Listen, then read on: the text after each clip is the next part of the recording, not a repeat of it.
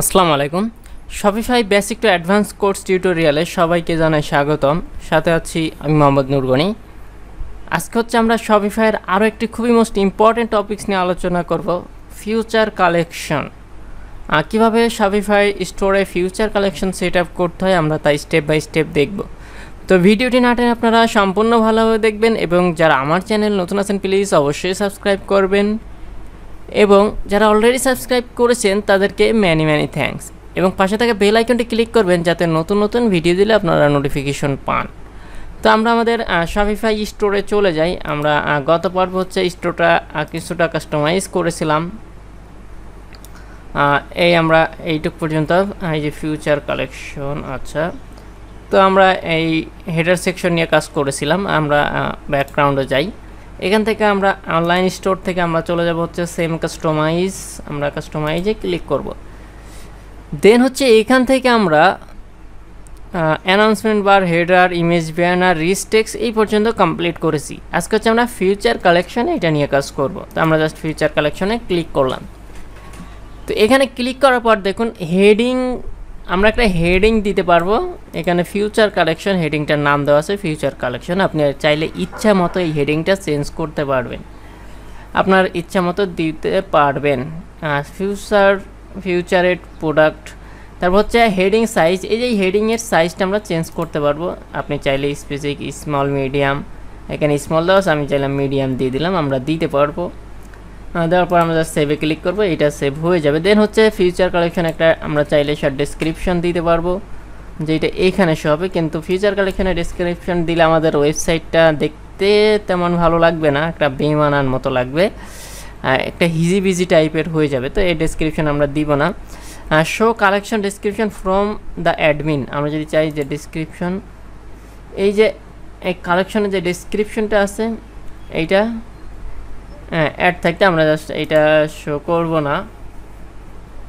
দেন হচ্ছে description style, ডেসক্রিপশনের style কেমন থাকবে, আনসাবটাইটেল, আপার কেসেস, এখান থেকে আমরা সিলেক্ট করে দিতে পারবো। তো বডি আছে, এটা যা আছে তাই থাকুক। কালেকশন, এখান থেকে আমরা কালেকশনটা সবসময় অল করে রাখবো, তাহলে আমাদের পুরো সব প্রোডাক্ট এখানে দেখা যাবে। এবার তারপর দেখুন এখান থেকে ম্যাক্সিমাম প্রোডাক্ট টু শো, এখানে টোটাল কয়টা প্রোডাক্ট শো হবে। আমার অলরেডি 8টা দেওয়া আছে এখানে শো হবে, কিন্তু এখানে 4-5টা অলরেডি অ্যাড করা আছে। আমি যদি চাই না আরও বেশি দিবে, আমার 12টা প্রোডাক্ট অ্যাড থাকবে, মানে 3 সারি 12টা প্রোডাক্ট অ্যাড থাকবে। আর তারপর হচ্ছে এখান থেকে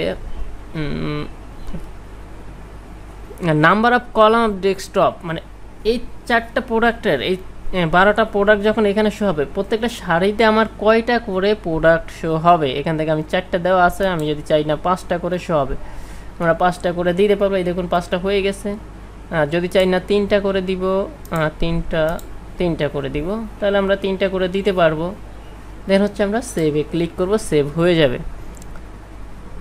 তারপর মেক প্রোডাক্ট ফুলি ওয়াইড, আমরা যদি চাই মেক প্রোডাক্টের ওয়াইড ফুলি থাকবে, তো এখান থেকে আমরা দিতে পারবো। আমরা যদি টিকমার্কটা দিয়ে দিই, দেখুন এই যে প্রোডাক্টটার স্পেসিংটা একটু বেড়ে যাবে। তো এইটা আমরা সবসময় তুলে দিই, তাহলে আমাদের প্রোডাক্টগুলো দেখতে সুন্দর লাগবে। তারপর enable view all collection has more products in show. তারপর হচ্ছে ভিউ অল স্টাইলের আমরা এখান থেকে স্টাইল করতে পারবো। কালার অফ স্কিমা, এখান থেকে ব্যাকগ্রাউন্ড কালার আমরা যদি চাই যে ব্যাকগ্রাউন্ড 2 দিব। এই যে আমাদের ব্যাকগ্রাউন্ডের নিচে একটা কালার চেঞ্জ হয়ে যাচ্ছে, আমরা যদি 1 দিই তাহলে হোয়াইট হয়ে যাবে। আমরা এক্সিট 1 দিই, দেখি পুরোটাই ব্ল্যাক হয়ে যাচ্ছে। দেখি আমরা ব্ল্যাক দিয়ে সেভ করে আমরা জাস্ট রিলোড দিই, দেখি কেমন দেখায়। এই যে আমাদের প্রোডাক্টের কালার কিন্তু আমার সব ব্ল্যাক হয়ে গেছে। আমরা স্পেসিফিক এখান থেকে ইচ্ছা মতো আমরা এগুলো ডিজাইন করতে পারবো, আপনি কালার দিতে পারবেন। দেন হচ্ছে image ratio adapt two image, এখান থেকে আমরা ইমেজের স্কোয়ারের একটা সেট আপ করতে পারবো। তারপর হচ্ছে শো রেকর্ড ইমেজ টু হয়বার, এখান থেকে শো ভ্যান্ডার, কোন ভ্যান্ডার থেকে প্রোডাক্টগুলো নিচ্ছে শো করাতে পারবো। শো প্রোডাক্ট রেটিং, যদি চাই আমাদের প্রোডাক্টের রেটিং থেকে আমরা এখান থেকে অন করে দিতে পারবো। দেন হচ্ছে number of column on mobile, মানে এই যে এখানে আমার কয়টা কলাম মোবাইলে শো করবে, এখান থেকে আমরা সিলেক্ট করে দিতে পারবো। আপনি ইচ্ছা মতো দিতে পারবেন। তো এখানে সর্বোচ্চ মনে হয় 2টাই দেওয়া যায়। দেন হচ্ছে সেকশন পেন্ডিং টপ প্যাডিং, আমরা যদি এখান থেকে দেখুন টপ প্যাডিং, আমি যদি প্যাডিংটা বাড়াই দিই, দেখুন আমি দিলাম, আরও বাড়াই দিই।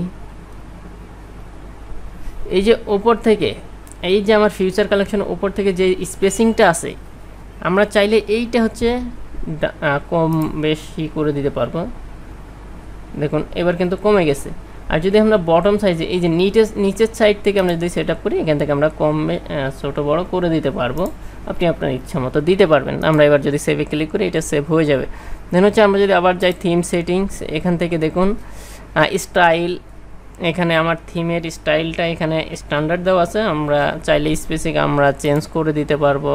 কার্ড দুইটাই আছে। তারপর কালার স্কিম, এখান থেকে আমরা কালারগুলো চেঞ্জ করে দিতে পারবো। তারপর পেজ হোয়াইট, পেজের হোয়াইটটা কত আছে এটা আমরা সেট আপ করতে পারবো। প্রোডাক্ট কার্ড পজিশন, এখান থেকে বটম লেফট, মানে প্রোডাক্টের কার্ডের পজিশনটা কোথায় থাকবে এটা আমরা এখান থেকে সিলেক্ট করতে পারবো। সোল্ড কালার স্কিম, ওই যে প্রোডাক্টগুলো সোল্ড হলে এই যে সোল্ড করার পর এইগুলো কোন সাইডে থাকবে এখান থেকে আমরা স্পেসিফিক সিলেক্ট করতে পারবো। তো এই ছিল হচ্ছে মোটামুটি ফিউচার কালেকশনের টোটালি একটা পার্ট। আপনারা যদি A to Z একটু ভালো করে প্র্যাকটিস করেন, আমি মনে করি আপনারাও ভালোভাবে একটা সাইটকে ডেভেলপমেন্ট করতে পারবেন। তো আজকের ভিডিওটা এই পর্যন্তই। সবাই ভালো থাকবেন, সুস্থ থাকবেন।